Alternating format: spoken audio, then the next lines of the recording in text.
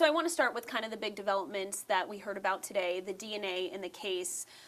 What's the status on the DNA that was found inside of Nancy Guthrie's home, and can you elaborate any more on what kind of DNA it was collected from? So I'm not going to get into where or what the DNA was. What I'll tell you about the DNA at the home, and the DNA today that went to the lab from the glove. So the glove is found 2 miles away. We do DNA. They get a sample, it's submitted to CODIS this morning, and there's no hits. That's not the end of it. We can submit it for genealogy or other things to be done, and those things are being looked at. But you have so much prioritization in all the evidence we gather. Sticking with DNA, the crime scene, for example, we have a lot of DNA still looking at. Some of that DNA is not as clear as we'd like it to be, right? That it's not just, oh, there's DNA, we swab it, we got it. Could be a mixture, could be a male and a female, could be a couple of males, could be 3. So now we have to go back to our labs and say, can you separate it? And when you separate it, is there enough to still submit for CODIS or make an identification? Like fingerprints require so many points of physical characteristics to match for a fingerprint ID. Lodi is the thing for DNA. You've got to have so many of them to say this is what it is. You have to have so many to enter into CODIS. But you also have to have some left over for if you make an arrest, the defense has a right to look at that DNA. So it isn't just as simple as people think.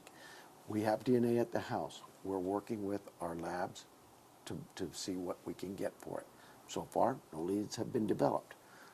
The DNA from the glove, so far, we have DNA, but nothing's developed. We'll continue to look at it. With the glove DNA not matching the DNA that was collected from inside the house, are you guys considering that a dead end, or? No, nothing's dead end until it's dead ended.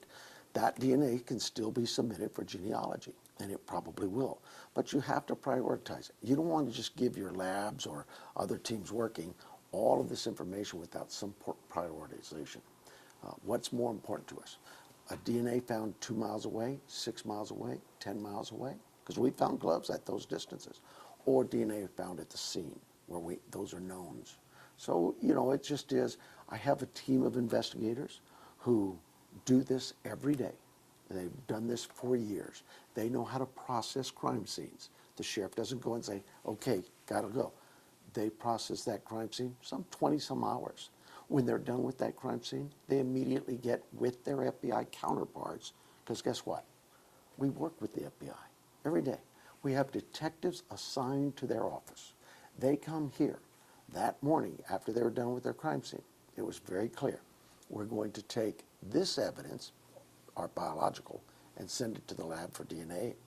We're going to take this evidence, maybe it's a cell phone or a computer or something, or cameras, and submit it to the FBI. The FBI has been a part of this case from the very beginning. The stories out there, I don't have the time to go through every story that comes on and verify whether it is. I get calls all the time from the media wanting me to confirm some other media's source. It's not my job. I can't do that. Switching to the announcement you made yesterday in clearing the Guthrie siblings and their spouses, what kind of information led you to make that announcement, and how soon in the investigation did you clear them?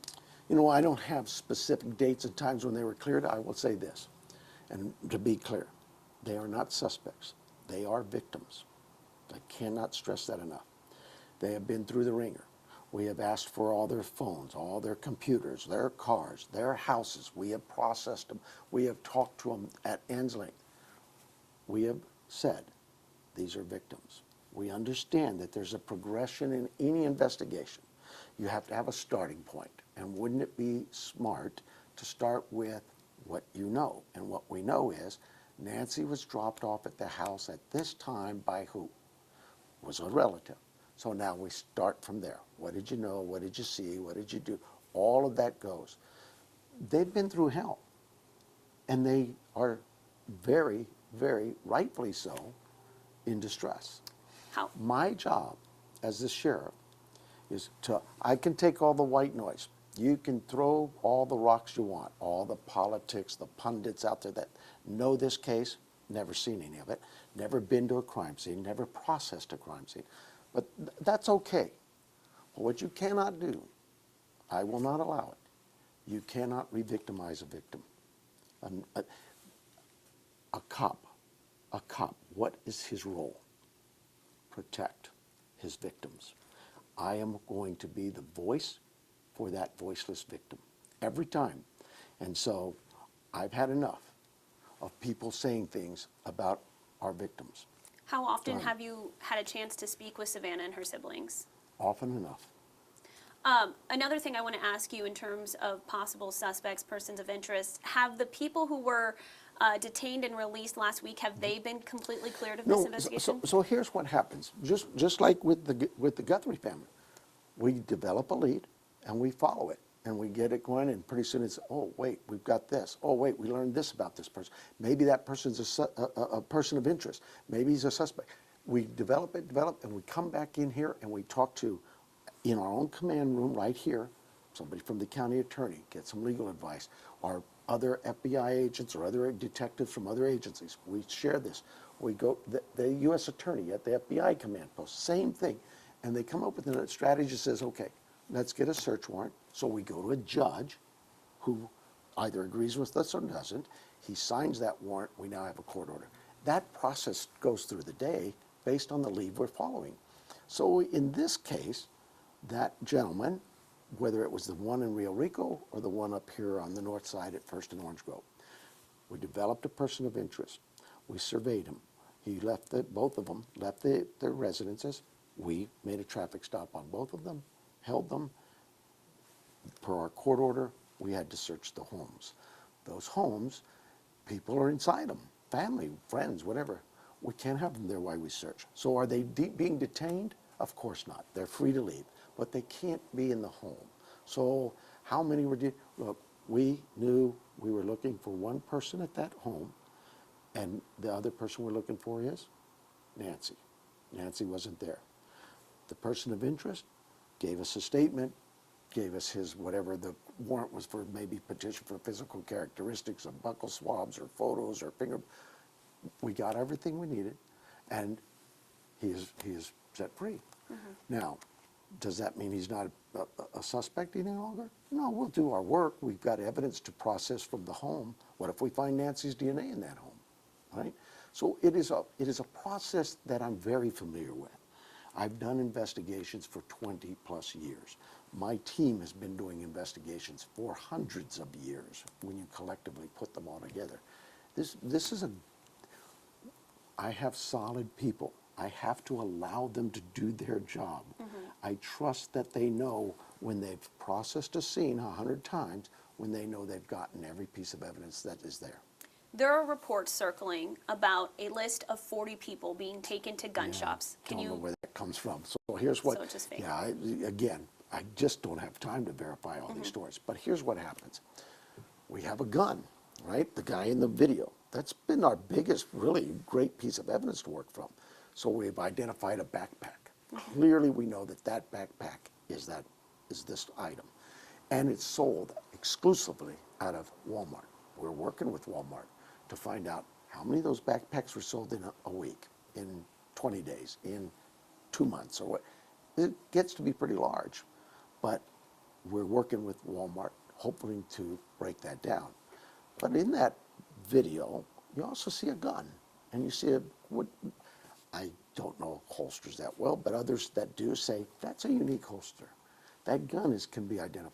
So they're taking that video, not 40 pictures, not anybody's names, and going to gun shops saying, do you recognize this gun? Do you recognize this holster? Do you recognize the person? It's following up leads. That's what we do. Is there anything that has surprised you about this possible suspect in this case, or just the investigation overall? No, nothing surprises me. I mean, these investigations are that way. And it's not just this one. You have ebbs and flow, high points where you think you're on it, and then you find out, I'm not such a good lead after all, and you go down the valley. And now you've got to keep that motivation up, get that team excited, because every morning they wake up, some 400 officers out there in the field, and they're out again beating the streets tomorrow. the very first thing, on the very first night, one of the things you mentioned is that Nancy couldn't go more than 24 hours without medication, and it's now been 17 days. Are you concerned about her health still, and you worry that this case could go cold? Oh, always, we always worry that. That's why we talk to you. That's why we bring you in it, you the media, to get us the leads we need. We know somebody out there knows something. We need to hear from that person. We believe that she's still alive. There's great chance that she's not because of her meds and those things, but I have nothing to, people ask, well, do you have proof of life? I ask, do you have proof of death? We're going to go with faith and hope that we find Nancy, she's safe and sound. We tell that monster, just let her go. Just let her go. It'll end well for you. But if not, we're going to find you. One more quick, Nancy. do you think it's more than one person? You know, I don't know. I mean, the video shows one, right? Could he have had some help on the side there? I'll let you decide. Some people have said, oh, we've seen him look over, maybe. I just don't know that. Do you have more video that hasn't been released to the public yet? Well, we have thousands of videos from the ring cameras and neighborhood cameras and all the intersections, but that stuff has to be put into a database, sorted through, looked at, piece by piece. It's a puzzle. Thank you so much for your time. I appreciate Thank it. you, I know Gabrielle. you've got limited amounts. I appreciate it. Nice meeting you. My pleasure, ma'am. Thank you.